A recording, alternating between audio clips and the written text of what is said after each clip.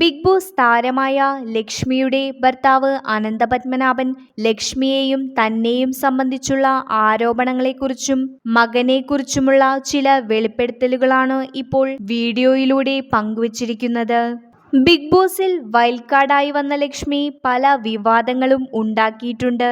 അതുകൊണ്ട് തന്നെ ലക്ഷ്മിയുടെ സ്വകാര്യ ജീവിതത്തെക്കുറിച്ചുള്ള ചില തെറ്റായ ധാരണകൾ സോഷ്യൽ മീഡിയയിൽ പ്രചരിക്കുന്നുമുണ്ട്.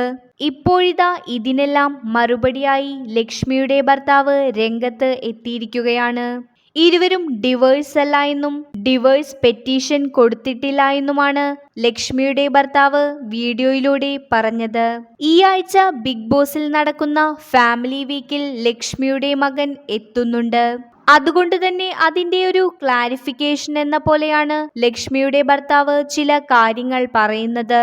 മകൻ വന്നത് തന്റെ അറിവോടെയാണെന്നും തനിക്ക് ഇതിൽ ഒരു എതിർപ്പുമില്ല എന്നും സോഷ്യൽ മീഡിയയിൽ പ്രചരിക്കുന്നതെല്ലാം തെറ്റാണെന്നുമാണ് ലക്ഷ്മിയുടെ ഭർത്താവ് വീഡിയോയിൽ പറയുന്നത്.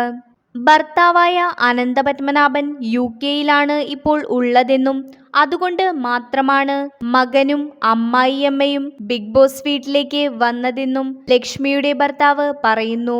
എല്ലാവിധ സപ്പോർട്ടുകളും ലക്ഷ്മിക്ക് ഉണ്ടാകുമെന്നും ഭർത്താവ് പറയുന്നുണ്ട്.